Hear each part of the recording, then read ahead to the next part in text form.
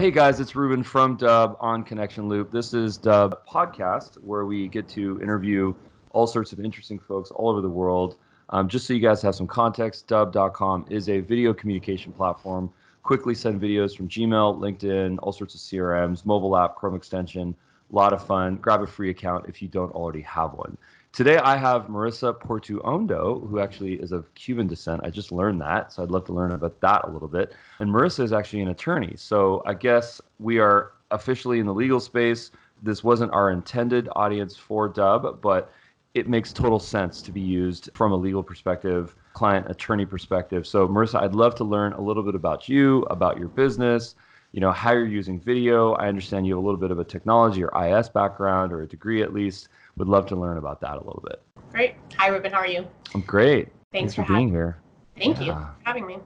So we are a boutique law firm in Miami, and we focus mostly on business and construction. We also do property damage cases, when we have hurricanes or there's a big cast iron issue going on down here in South Florida. But our main focus is on business and construction. So we cater to business owners. A lot of our clients are smaller to medium-sized business owners. And we found out about Dubb a few months ago, and we've gotten really awesome feedback. People really like the personal touch, which I think is missing a lot in our field, to be honest.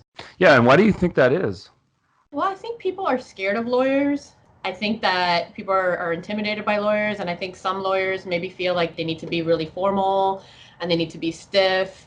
And if that's the only way that, they'll have respect from their peers or from their clients. But I've found that my clients really appreciate that I'm genuine and I'm pretty casual. And I think also, we're busy. We're really busy people. So, it's not easy to take the time sometimes to make those connections. And I think that you kind of get sucked into the legal world and you kind of forget about the relationship building. And that's, something that I'm really trying to work on in my firm. Right. Well, I think that's critical. I mean, I think a lot about how a service provider, in your case, of course, law services, how you can stand out from the crowd, how you can be different, how you can have a competitive advantage, how you can sort of delight your prospects and your clients. And, I think a lot of people spend money, they invest into that. So they invest into lunches and dinners and different ways to kind of connect with people, gift cards, Starbucks, Amazon cards, things like that.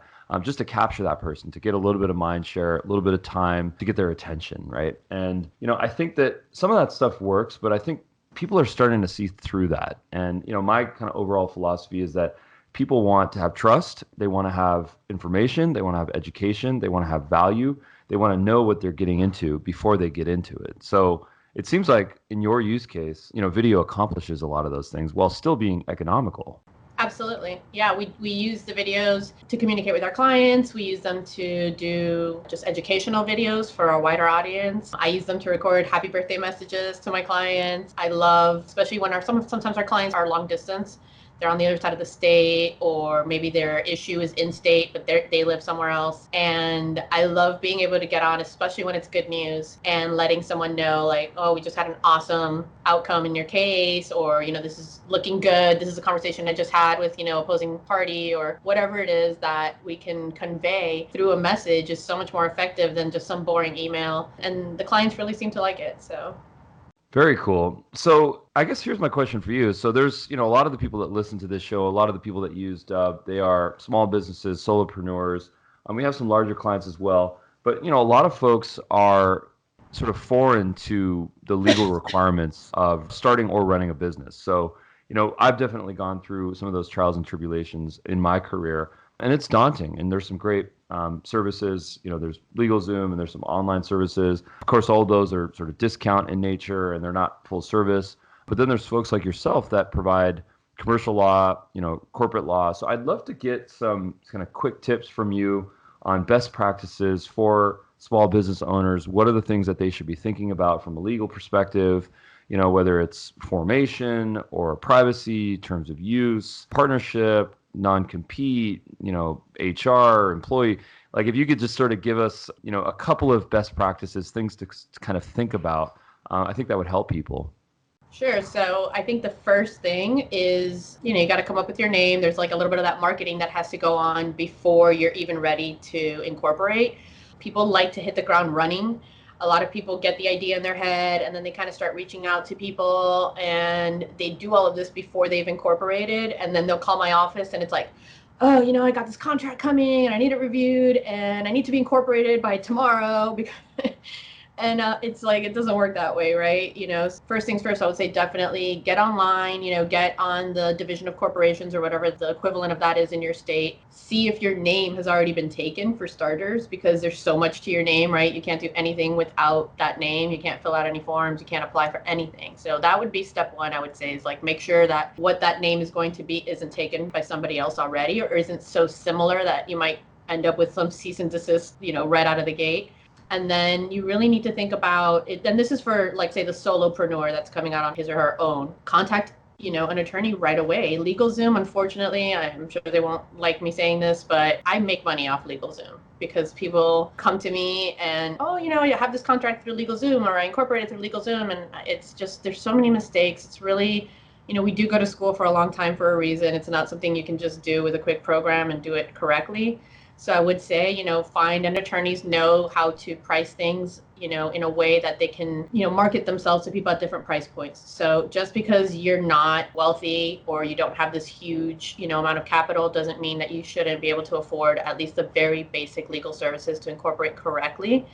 Another mistake that I see people do frequently is they choose the wrong business entity, again, because they're not seeking counsel. They're trying to do it all on their own. And it's a little frustrating as a business attorney when you hear people just, they don't want to spend the money, but then they blow like, $3,000, $4,000, $5,000 a year on like insuring their car. And so I always use that analogy. I'm like, you're insuring this depreciating asset that isn't really making you any money, but you don't want to pay, even a portion of that to protect and start your business the right way. And your business is what's going to put food on your table. It's what's going to feed your family. It's what's going to make you successful. So I really urge people, like, make that investment, do it right from the start. If you are going to enter into some kind of business relationship with a partner, this is where things get more intricate and where it's even more important that you have the counsel, of a good business attorney to write the proper agreement between you and your partner.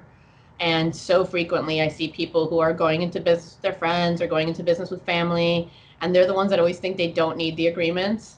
Oh, it's my brother. He's not going to, we're not going to have a problem, or I've known this guy for years. And I always tell people the same thing. I say, you probably need an agreement more than two strangers, because the agreement's what's going to save your relationship at the end of the day.